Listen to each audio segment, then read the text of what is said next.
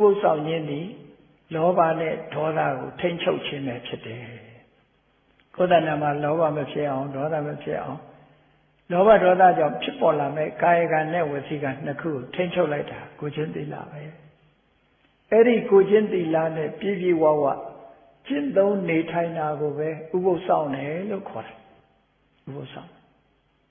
အဲ့တော့သိအိဗယ်ရှိတာမြတ်စွာဘုရားကဟောတယ်ဥပုသ်သီလဟာအခုလိုနေလို့ဘယ်လိုအကျိုးကျေးဇူးတွေရနိုင်လောကလူတွေဆိုတာအကျိုးအရမှလုပ်ချင်တယ်လေဘယ်လောက်အကျိုးရှိလို့လဲလုပ်ပြီးဘာမှလည်းမထွက်ဘူးပြင်းစရာကြီးလားဖြစ်လာတော့လည်းဘာအကျိုးရဆုံးဆိုတော့မြတ်စွာဘုရားကအခုလို7ပါးသီလနဲ့ထိမ့်သိမ်းဆောက်ရှောက်နေထိုင်လိုက်မယ်ဆိုလို့ရှိရင်အကုသိုလ်တွေကိုထိန်းချုပ်လိုက်တာဖြစ်သောကြောင့်ဒီနေတဲ့အတွင်းရရှိလိုက်တဲ့သီလကုသိုလ်ဟာအလွန်ပဲ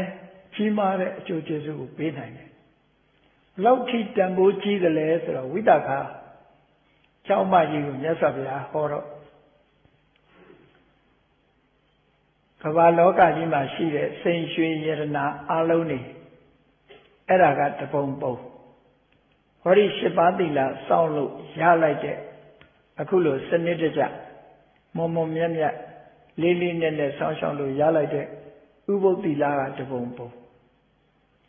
အဲ့ဒီကမ္ဘာလောကကြီးမှာရှိတဲ့စိန်ရွှေယရနာတွေရဲ့တန်ဖိုးဟာတဲ့ဥပုသ်သီလကို16စိတ်တစ်စိတ်တောင်တန်ဖိုးမရှိဘူးလို့ဒီလိုပြောတယ်များလာသီလလို့ထင်ကောင်းထင်တယ်သက်သာဘုရားကမများဘူးစိတ်ရွှေယရနာတွေပေးပြီးတော့တာဝရိဏနတ်ပြည်မှာနတ်ဖြစ်အောင်လုပ်လို့မရဘူးလူပြေက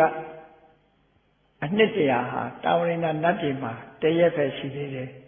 ဘာလောက်တာတော့ဘသူကြောင့်ရတာတော့ဟောဒီဥပုသ်သီလကြောင့်ရတယ်ဒီလိုဆိုတာယာမနတ်ပြည်မှာအနှစ်200မှ